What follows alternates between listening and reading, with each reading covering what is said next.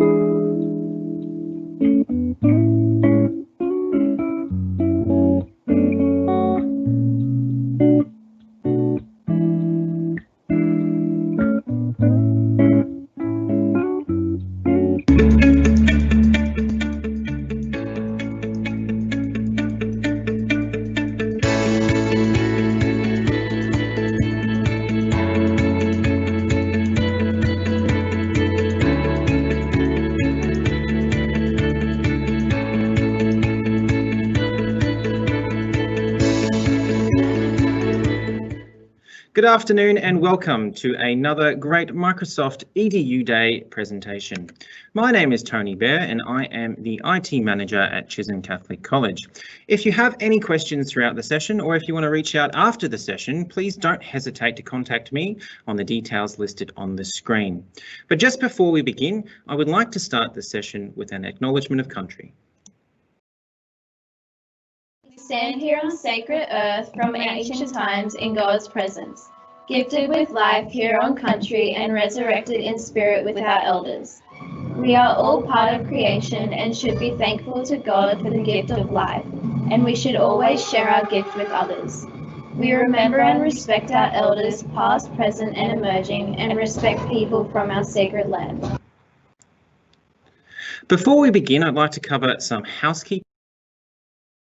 Just so all the attendees out there know, this session is being recorded and the recording will be available on the Microsoft Education YouTube channel. The link is on the screen up above, and if you have any specific questions, please do not hesitate to reach out in the Q&A section of this live Teams event. I do have two fantastic producers available and waiting to answer any of the questions that you have.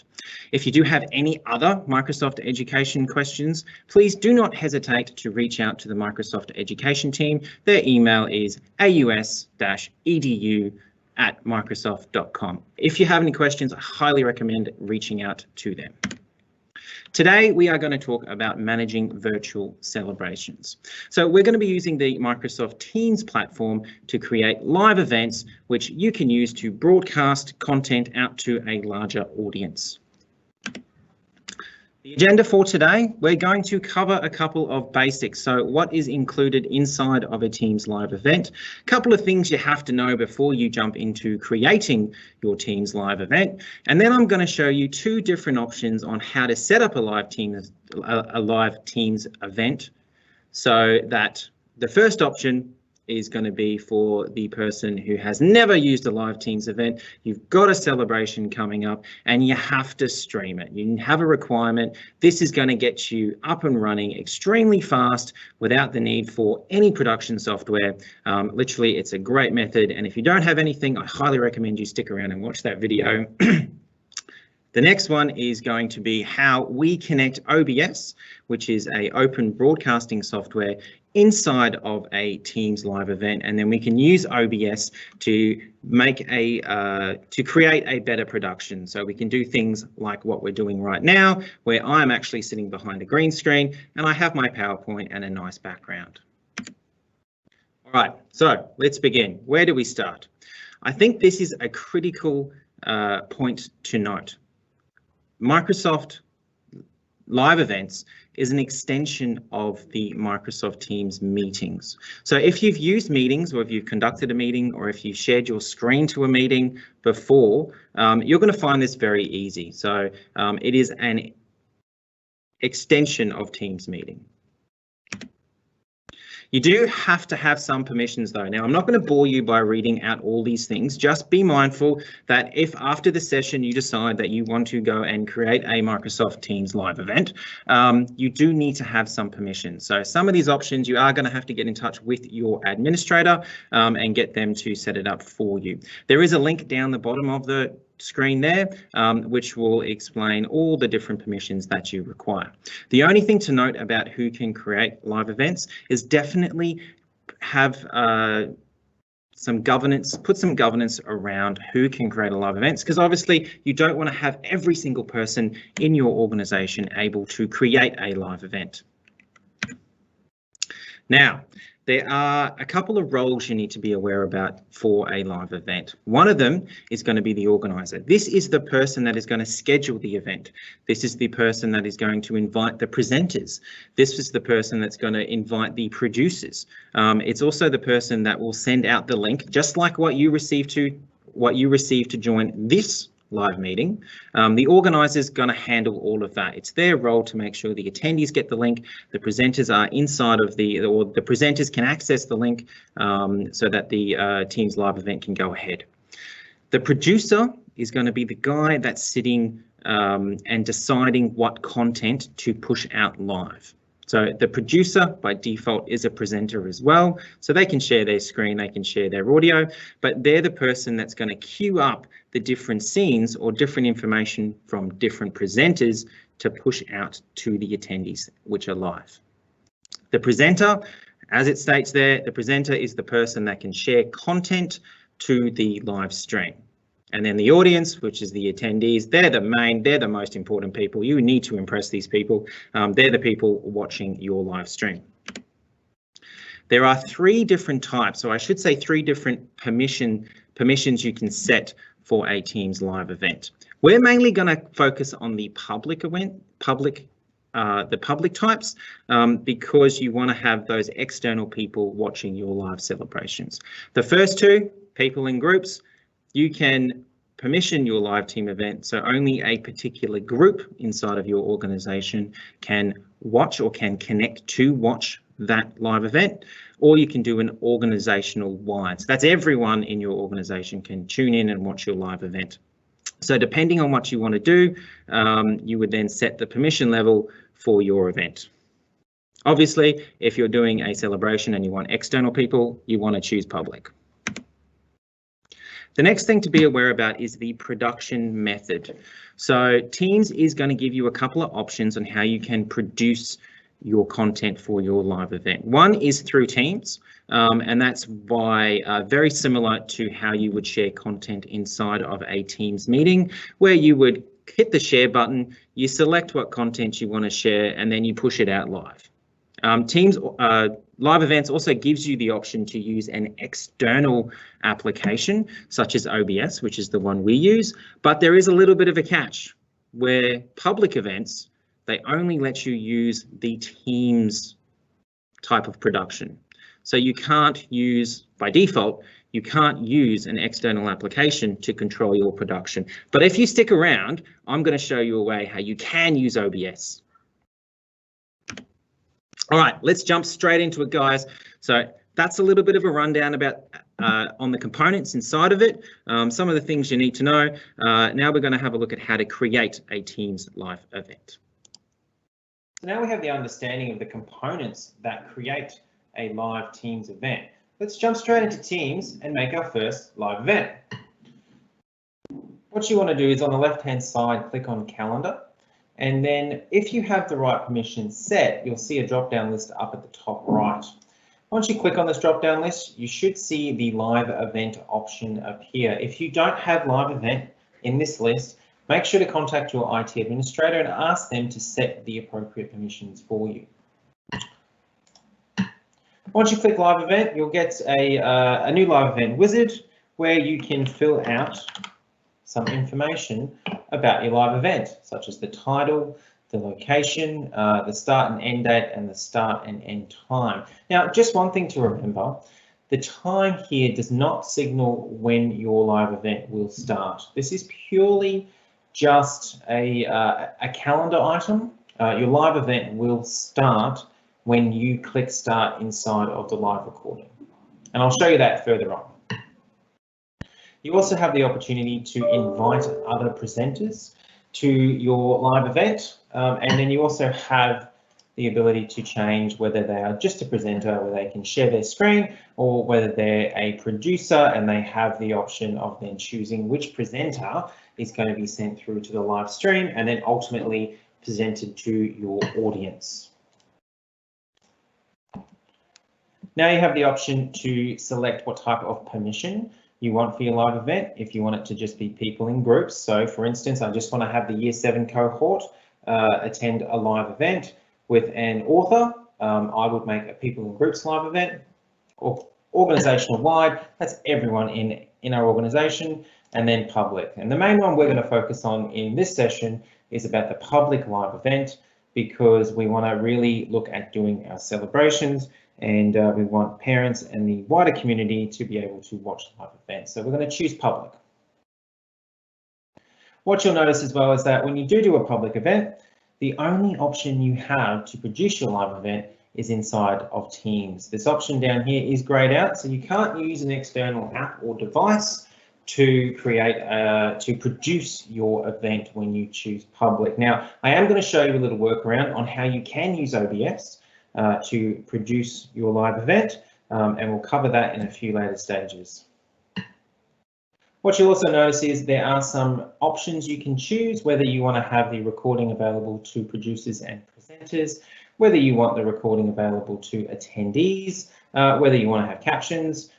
This option here, the attendee engagement report, is fantastic. After your live event has occurred, you can then download an Excel document that's going to give you all the details you'd ever want to know about when people joined your live event, how long they stayed in your live event, and the total amount of people watching your event, which is a great report to have, and just kind of analyze your data and look at how well you did at your live event, and then have a discussion about what you can do to make your live events better. And the last option here, which is disabled by default, but I do feel like it's a really powerful option, is the Q&A.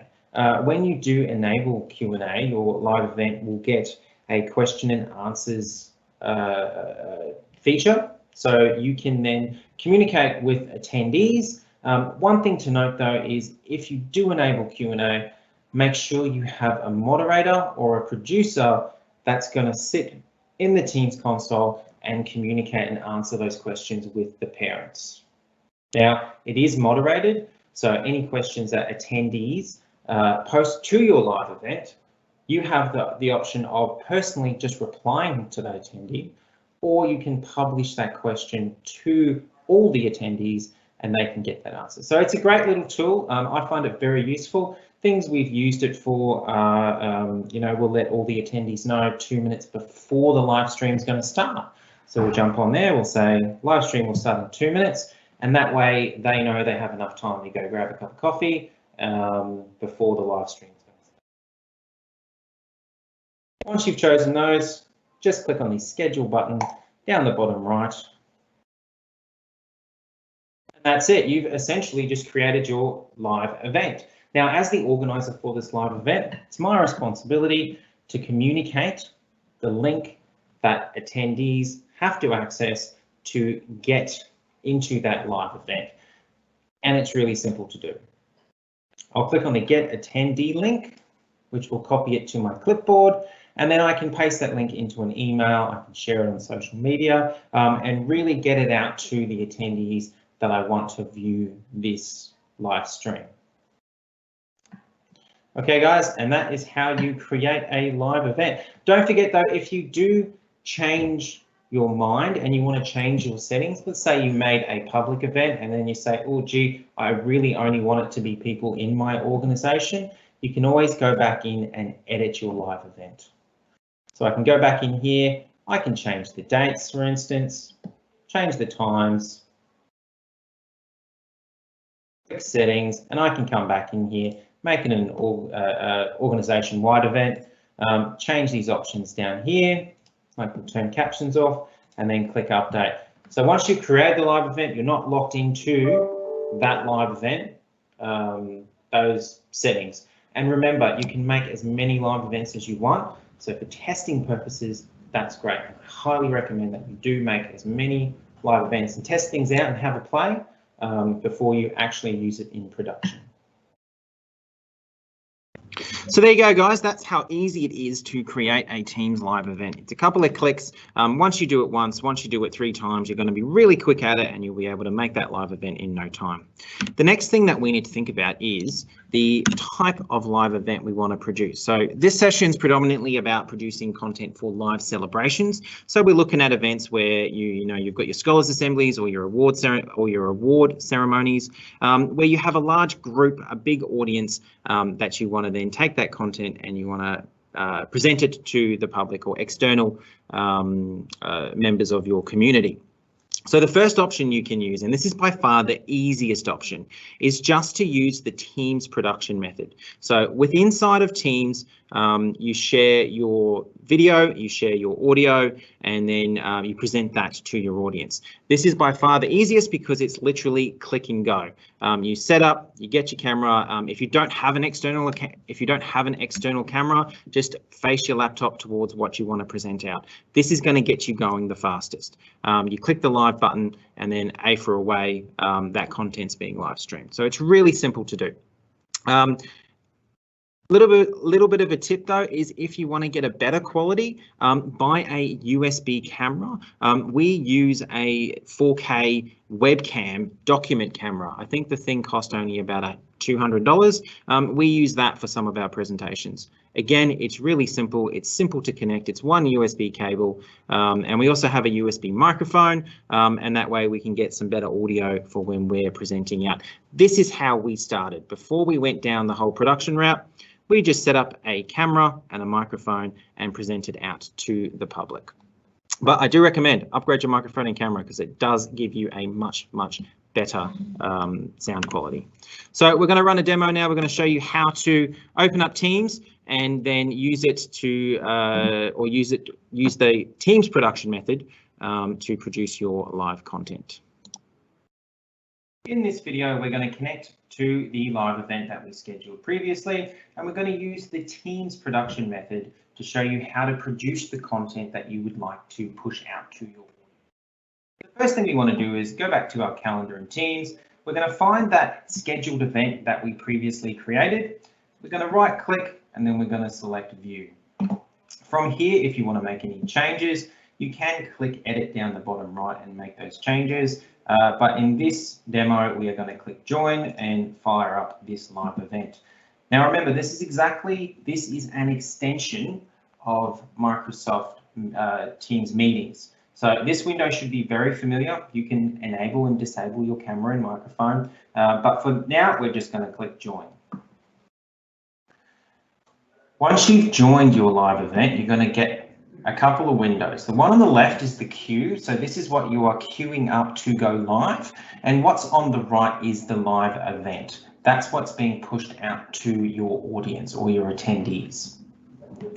If you want to turn on your audio, turn on your video. Down the bottom, again, it's exactly the same as a Teams meeting. So very comfortable options, very similar. So you shouldn't have any issues with that. If you want to queue your content, you have to simply just click on your content. You'll see that now I appear in the queue. And if I want to send this queue over to what's live on the live event side on the right, click the send live button. Now, as you can see, this live event hasn't started yet. When you are ready to go live, and you can also click share. So for instance, if I want to share my PowerPoint now appears down as some content that I can share. And if I click on that content, you'll see it now appears in my queue. So my video is still live, but I've got my content queued up. And as a producer, I can do this. As a presenter, you won't be able to decide what goes into the queue and what gets sent live. You'll be able to share your content, but the producer is the one that sends it live to the audience. So once I'm ready and I'm comfortable, I might not want to have my picture up there to begin with. I'm going to start with a PowerPoint. So I'll select my PowerPoint, and when I'm ready, I will click start. It is going to give you a message that once you start a live event, you cannot restart that live event. So you can't stop and restart it. So please be 100% sure that once you've got your live event ready, that you click start once and only at the end of your event you click end. And click continue to go. It also gives you a message to let you know that attendees, they are at a 10 to 20 second delay. So what they see is going to be a little bit behind what you're producing in this window here, but that really shouldn't be too much of an issue. So in terms of celebrations, this is by far the easiest option because all you really have to do is point your webcam or your camera to what you want to stream out in your live stream or live event. Make sure you have a good microphone, put that near where you want your audio to come from, and then hit start on the right hand side here. Once your live event is started, up the top you have some options. So if you want to see the Q&A,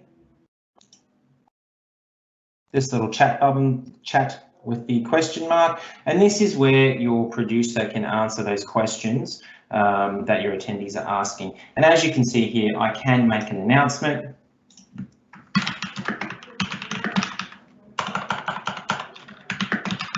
And that's going to go to all of the attendees under the published column. You do get to choose what gets published, and you can turn it on and off as well by clicking on the on and off button here, which is really handy depending on where you are in your live event. All right, guys, so in that video, we connected to our live event, and then we just used the Teams production method so that we shared our webcam and some content, and we started that live event.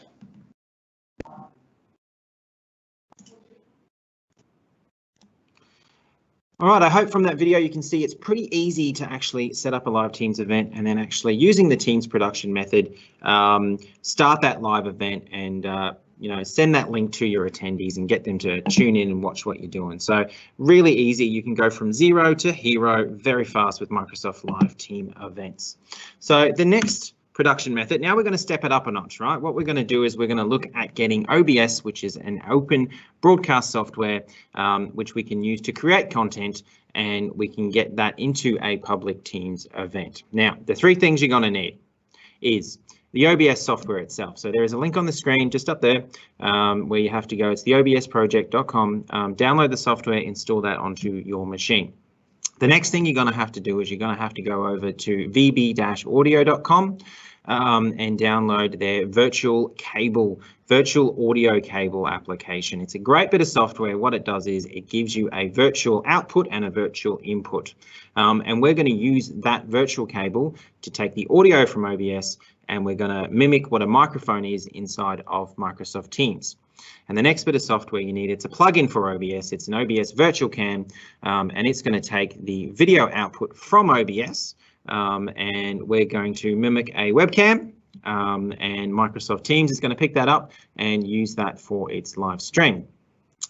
This is definitely going to take you to the next level. There are a lot of things you need to think about when you use OBS, and I don't think we have time to jump into that, but you can do things like overlays, and you can add different cameras, so you can have multiple cameras inside of OBS without having to switch between them inside of Teams. You can then switch between them inside of OBS. So it does give you that next level of production. So what we're going to do is, we're going to have a look at a quick video now, guys, and it's how to set up OBS so that you can use the microphone and audio from OBS in Teams.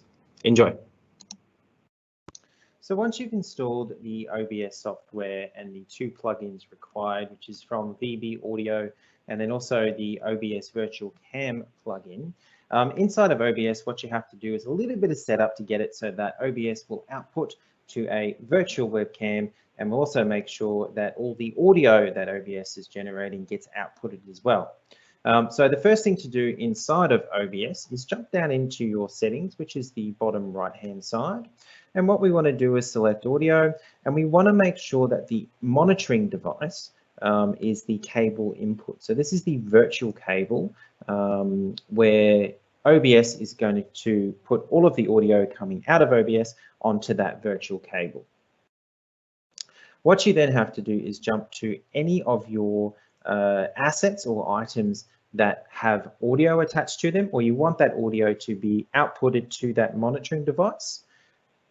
And to do that, you select the output, go to the advanced properties, and then you want to make sure that it is either set to monitor only or monitor and output. I like to use monitor and output just to make sure that it's always going to be sent out. And you have to remember to go through all of your assets and make sure that they are set to monitor and output. If they're not set to monitor and output, or if they're set to monitor off, what OBS is going to do, it's not going to send that audio when you're jumping through your live event to that output, and then Teams won't be able to pick it up. It is a little bit time consuming, but once you have it done, it's really set and forget. Jump over to Teams and Teams will be able to pick up on that audio.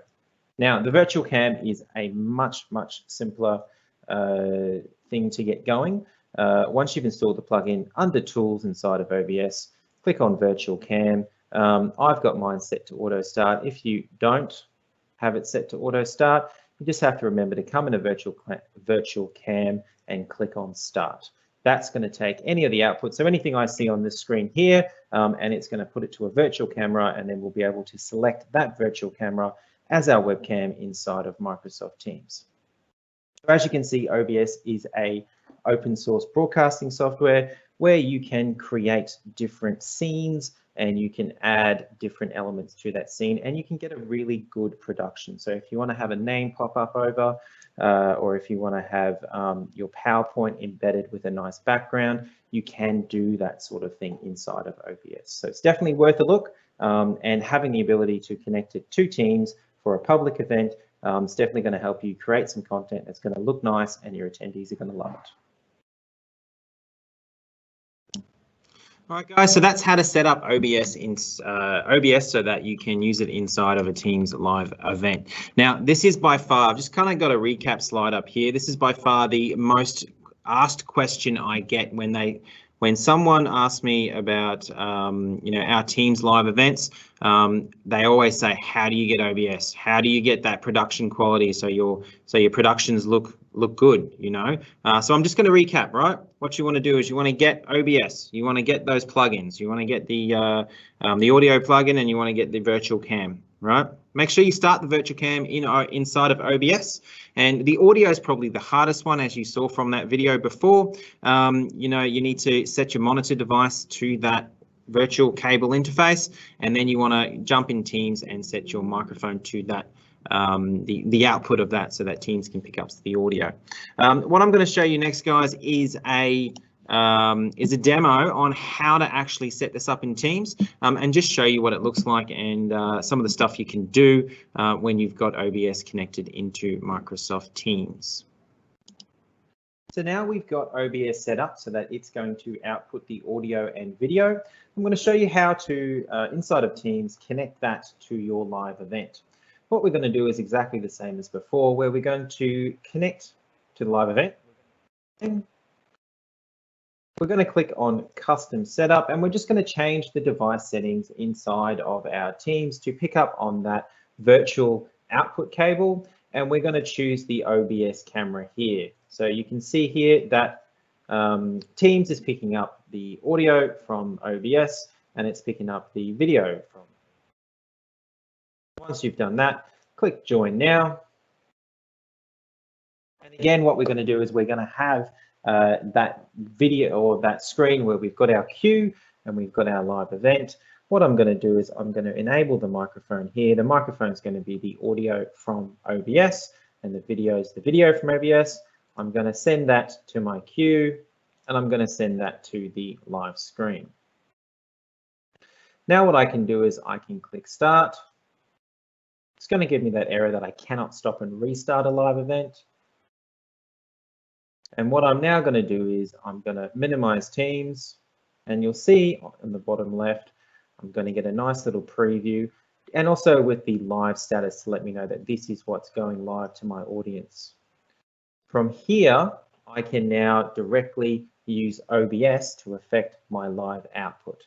So anything that's presented on OBS is going to then get. So for instance, if I want to change to my presenting screen, you can see I've changed in OBS and now that's changed on my live event. And my attendees are going to see this new jump through my PowerPoint, for instance. Change each slide.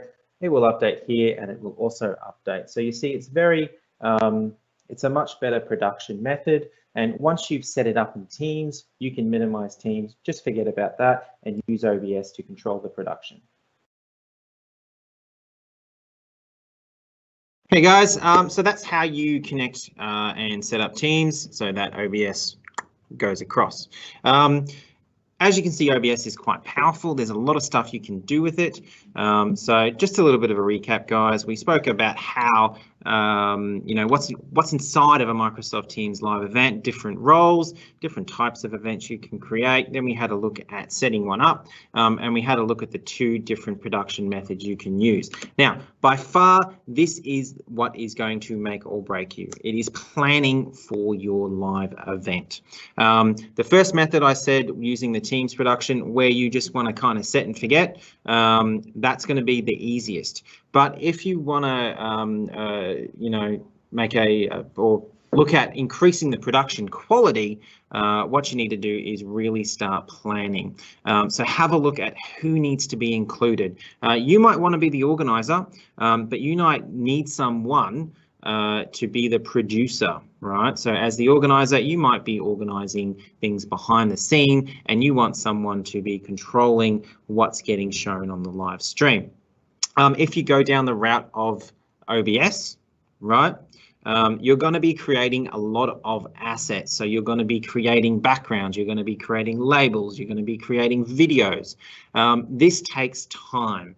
So please be aware, if you want to start making those things, you need time to be prepared and run through your session over and over and over so that before your live stream, you know all the assets are ready and you know the order in which you need to enable or disable them.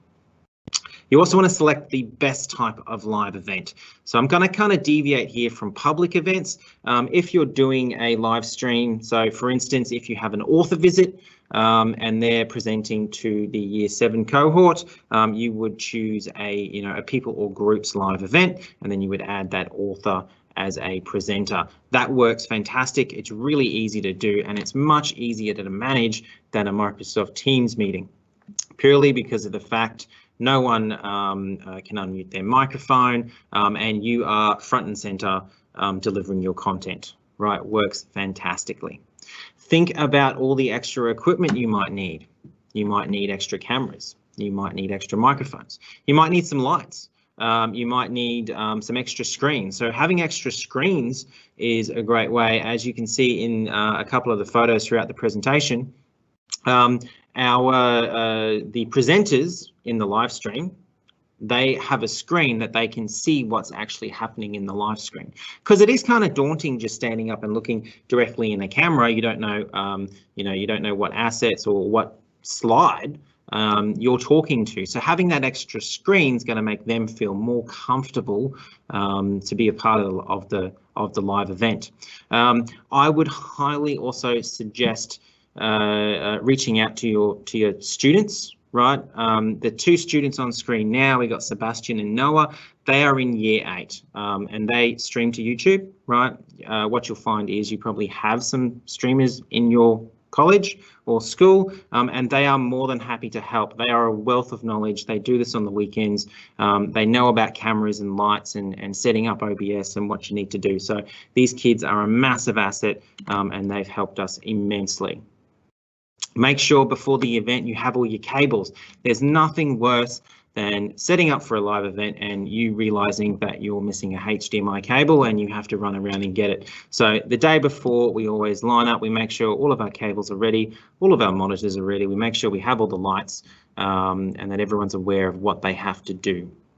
If you're going down the OBS route, make sure that you have a computer that can support the software that you're running. Make sure that you know, you've got a good CPU, you've got lots of RAM, you've got lots of storage space as well.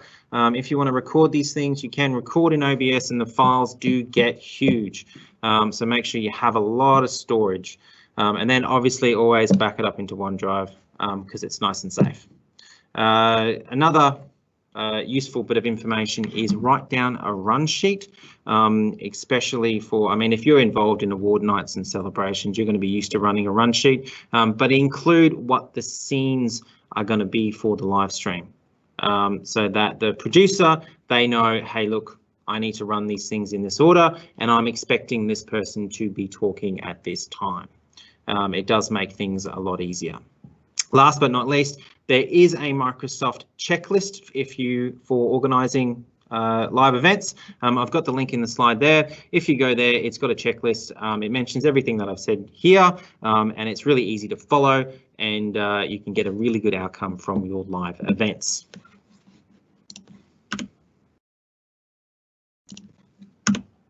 Now, thank you very much for joining me on this session on managing live celebrations using the Microsoft Teams platform. My name is Tony Bear. I'm the IT manager at Chisholm Catholic College. If you do have any questions, we will be sticking around. Put them in the Q&A. We'll do our best to answer them. If you want to reach out and get a hold of me, if you have any questions, my details are on the slide up there, tbear@bne.catholic.edu.au. And I just want to have a warm thank you for joining us today. And I hope you've really found some good information. And who knows, tomorrow you'll be live streaming. Hopefully, that's the goal. Thank you very much. Have a great day.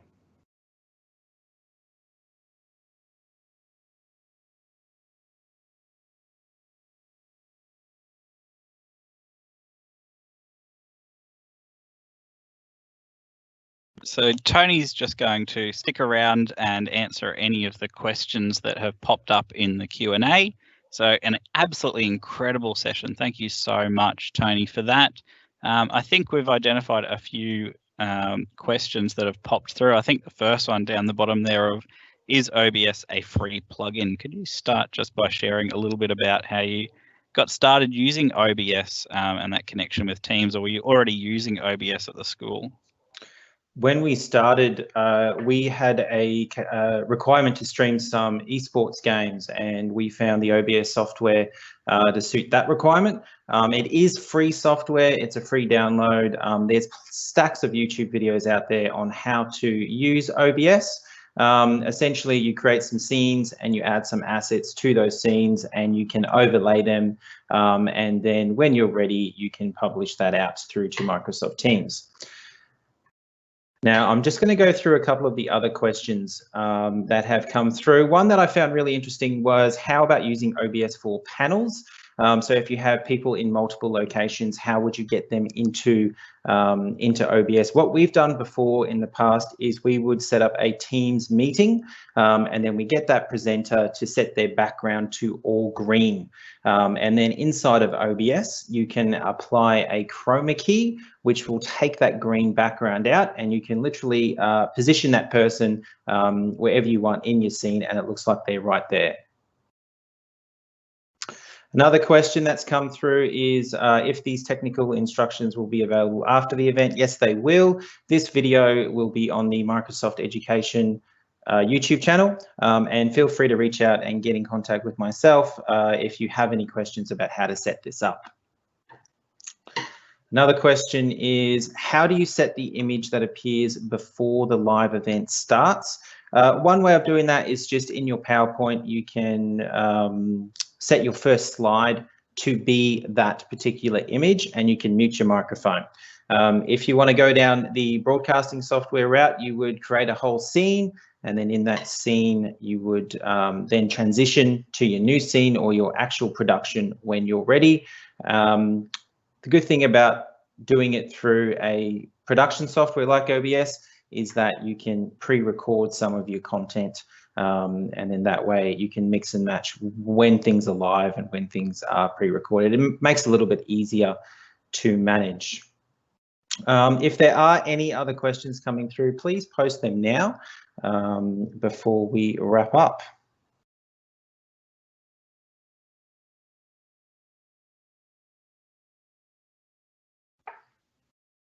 One question that has come through is just about sharing of a PowerPoint and how would you put it into full presenter mode rather than having it in edit mode. One solution is to use 2 screens, and then when you're sharing your content, choose that screen that is the full screen for your PowerPoint. But you do need to have 2 screens.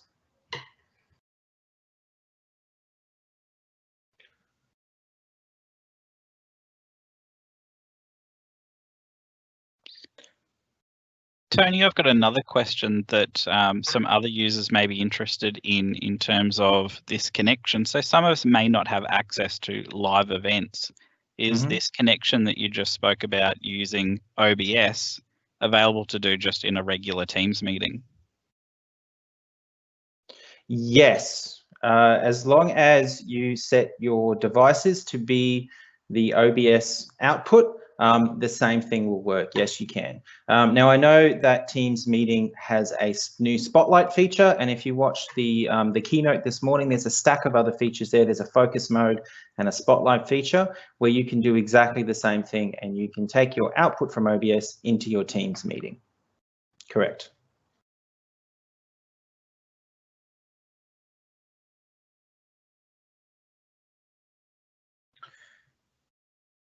All right, guys, I'll just quickly check if there are any new questions. Nothing else has come through. Again, I want to thank you very much for joining us today.